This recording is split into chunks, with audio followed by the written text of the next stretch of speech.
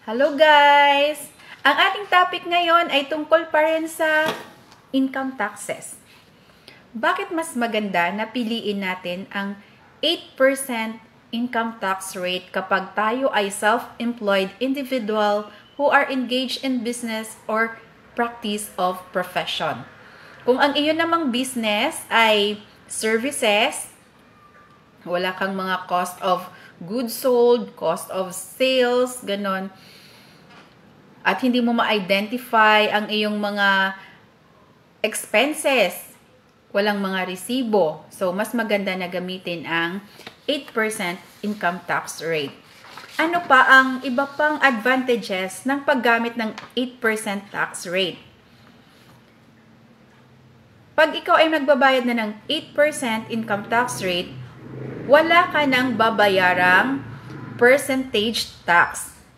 Ang percentage tax ay 3%. Dahil sa CREATE law, binabaan ang ibang industry ng 1%. Pero nitong July 2023, ibabalik na ulit sa 3%. Sunod, mas mababang tax rate kumpara sa graduated income tax rate. Kasi sa graduated income tax rate, may option ka na optional standard deduction at itemized deduction. Medyo mahirap dito ang itemized deduction kasi kailangan supported ng mga resibo ang lahat ng iyong purchases and expenses. So kung wala ka nun, choose ka na lang ng 8%. Meron din akong computation. Uulitin ko yung aking tutorial tungkol doon sa computation or comparison sa between optional standard deduction and 8%. Ang tax due ay binabase sa gross income. So, hindi na siya matrabaho na magbubuka pa ng mga expenses mo. Hindi na siya i-require ng BIR. Ang nire-require na lang nila yung cash receipts book.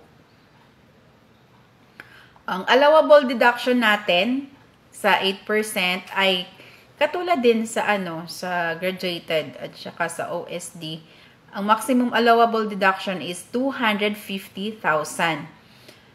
Sa dati nating tax rate, ang exemption ay binabase pa kung ikaw ay married, single, or may dependent. Sa ngayon, iisa na lang ang ating exemption, 250,000. So, kapag pumili ka ng 8%, yun nga, napakasimple lang ng computation. Pwedeng hindi ka na mag-hire ng accountant kasi available na online ang formula ng computation ng 8% tax rate. Total gross sales or revenue less the allowed deduction na 250,000 maximum. So, ang difference nun, yun yung magiging taxable income. I-multiply sa 8%. Ang 8%, yun na yung magiging tax due mo. Kung ang iyong mga clients ay nagbawas or nagdeduct ng withholding taxes, binigyan kanila ng 2307, yung 2307 ay pwede mong i-claim as tax credits. So, mababawas yun sa income tax due, payable to BIR. Isa pa, na napaka-importante din na magpumili ka ng 8%, hindi mo na kailangan ng audited financial statements.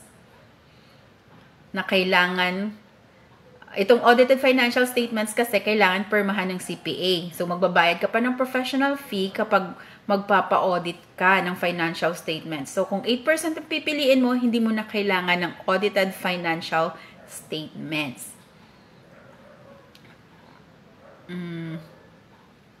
Ano pa? So, yun nga, makakasave ka ng time and effort sa preparation ng iyong mga documents.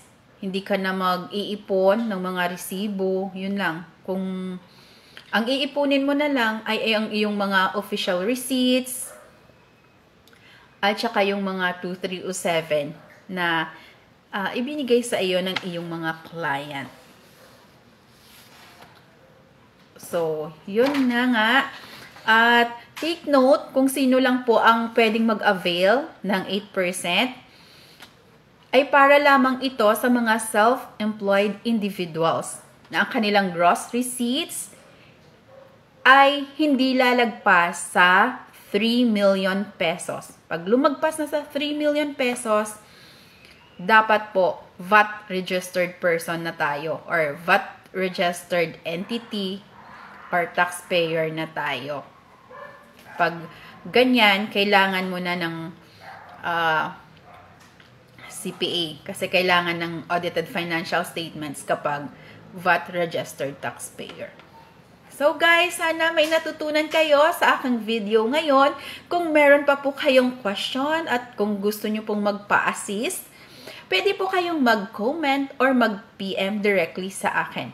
Maraming salamat po sa inyong panunood. Please follow po para sa susunod ma-notify kayo kung may bago po akong tutorial or tips sa pagbabayad ng ating taxes. Maraming salamat po!